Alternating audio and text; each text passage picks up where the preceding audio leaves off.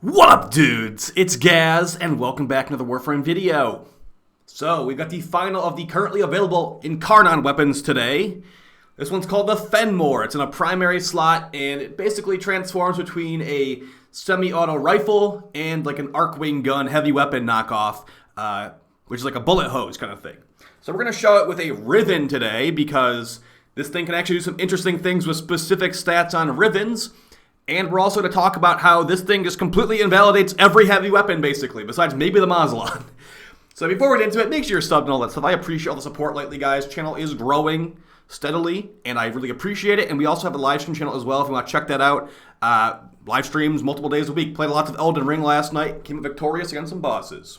Okay, so the Phenmor. We're going to go over all the evolutions we're utilizing today, and we're going to show the Riven. Now, this is going to be mostly a video about specifically rolling rivens for minus crit chance. If you get a minus crit chance Riven for the Phenmor, it might be the God roll. So the reason that the minus crit chance is good is because of the Incarnon options we're going for here. I'm going to show you all the Incarnon options we've gone for, and we'll talk about all the possible options here as well. So for the first evolution, you can't even change anything. It just, that is what it is. Second one, we have a choice between fire rate, projectile speed, and the other one's like recoil reduction.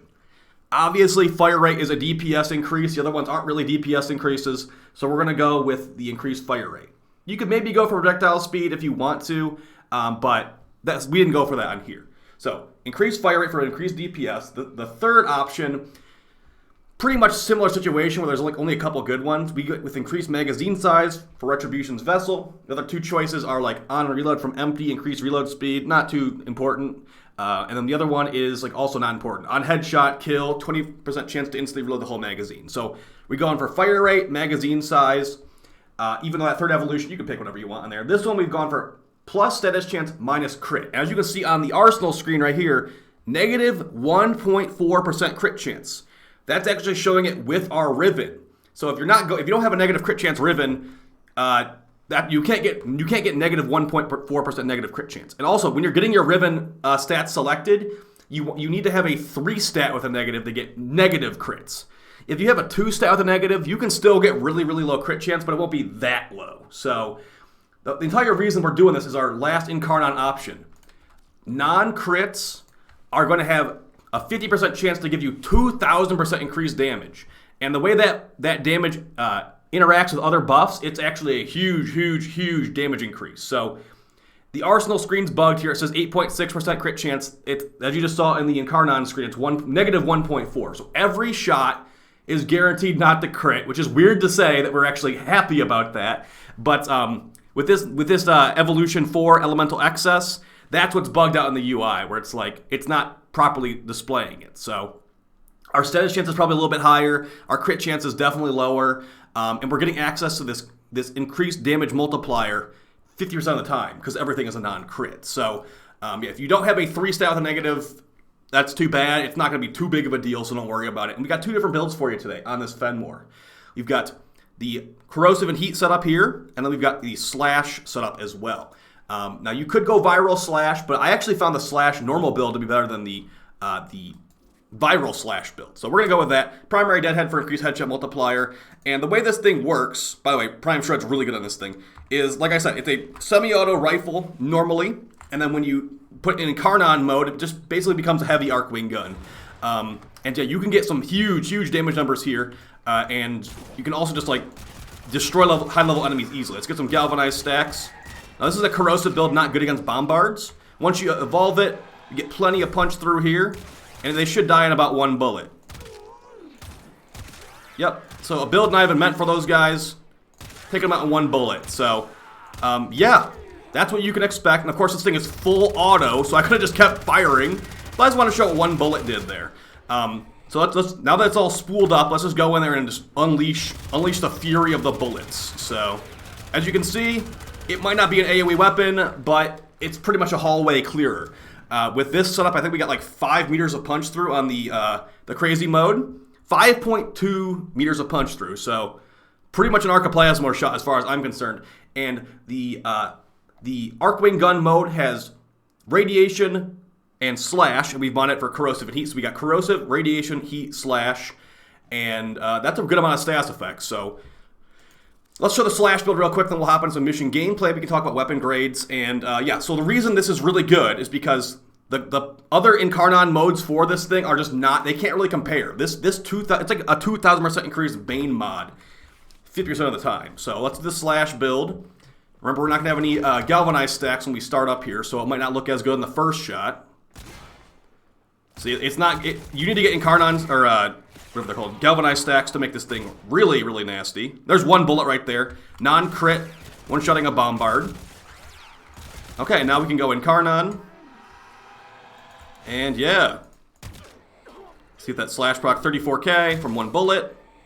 21k from one bullet. So you can kind of get the idea here. If you want to like bleed proc them, you can. If you want to, you know, raw damage, corrosive heat them, you can. But here's the problem with this thing. And it's actually, I don't know if I call it a problem, but it kind of is a problem. So we're going to look at this thing. It basically looks like an Imperator Vandal as far as I'm concerned. So this build, you know, we got galvanized mods, we got pretty decent rivens, we got primed Bane mods, and this is no crit. So I'm going to go and I'll switch to a, air quotes, heavy weapon. It's classified as a heavy weapon here with the same build, basically. There's no Bane mods for Arcwing guns, unfortunately. And we have a Riven, too. So, corrosive heat with the Imperator Vandal. Let's see it comparatively. They were dying in one bullet. Let's see how much the Imperator Vandal, a heavy weapon, is going to be doing.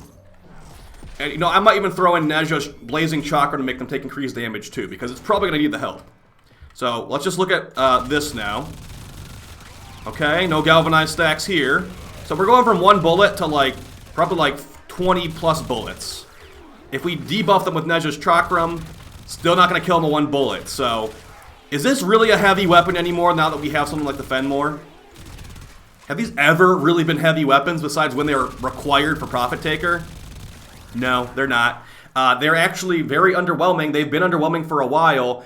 And the fact they have like a call down animation is hilarious with how not OP these are. The Phenmor technically does have a call down animation where you transform it, but that's affected by reload speed. The heavy Arcwing guns, those aren't affected by reload speed, they're call down animation, so yeah. So as far as would I recommend this to you, here's the problem. This weapon occupies a very important weapon slot. It occupies the Brahma and Kuvazar slot. So, already, not the best in that regard.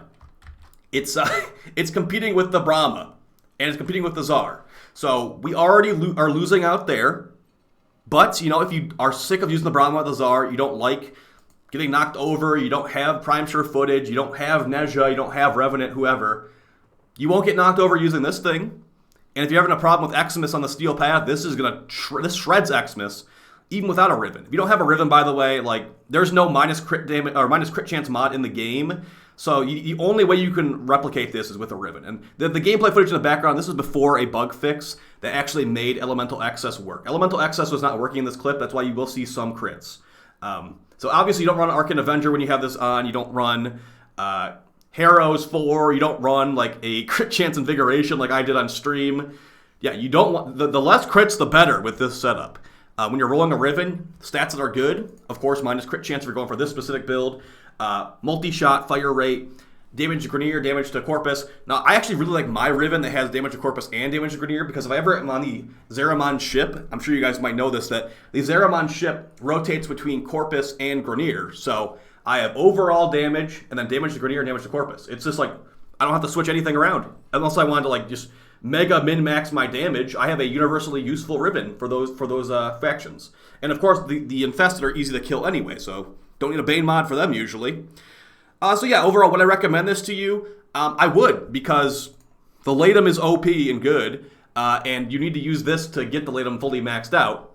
So, but on its own, it's a nice weapon. I'm not regularly using it, but it's a nice little fun weapon. And yeah, this is just, you know, spur. Hopefully DE will rework heavy weapons, because heavy weapons don't feel heavy. Well, they feel heavy because they make you move slower, but this thing doesn't make you move slower, I believe. And yeah, heavy weapons are completely power crept by this. We could actually swap to the Mausolon and see if that feels any better with a corrosive heat build on these guys. I think it will, because the Mausolon, I'd say, is a little bit better than the Imperator Vandal. But this weapon looks so much like the Imperator Vandal that I've actually gone with it as well. So that was the comparison there. So let's see what we got here. Okay. All right, so we got the Mausolon with Corrosive and Heat and a Riven. Critical Focus, too, for good measure. No Bane mods, like we said. So let's go. Let's go and use this Mausolon on these Grenier that we were just testing the Phenmor on that one-shot them, no problem. And we even have a pretty good Riven this time. So you can't use it while airborne. Look, like this is what I'm talking about. When you're jumping around with a heavy weapon, your speed is actually reduced. Okay, so let's try this out. Probably the best Arcwing gun. Nowhere near the same power. And let's use the Mega Shot on an enemy that's actually weak to it. So this heavy gunner. See, like that is still really, really good. And I still, the Mausolon is probably the best Arcwing gun. But I'd probably use if I want to like crowd clear those guys, it would be a really hard ask to put down the Phenmor if I was actually considering the Phenmor, which we did say is in the Brahma slot. And the Brahma's going to kill much faster than this thing's going to, but it will have worse single target damage, I'd say. So if you're willing to make that trade, if you're like, I just want to play the game nice and slow, you could do that. You could also run the Kuva Shakur, which is a similar situation, but it will do lots of red crits instead of white numbers like non-crits. So it's weird that we're rolling for non-crits in 2022, but this is like one of the only weapons of the game I'd probably say to go for it on. And yeah, it's all about that this Incarnon form, Evolution 5 Devouring Attrition. So if we had like a mod like this for other weapons, that could potentially be kind of cool. But then there'd be weapons like the Phantasm where it's gonna be beyond busted. So yeah, heavy weapons still suck. This thing's pretty good. And yeah, I'll see you guys in the next video. I appreciate all the support. I'll be closing my house tomorrow, so probably not going to move in right away, but we'll be getting in there soon. So I really appreciate all the support, and I'll see you guys next time. Peace.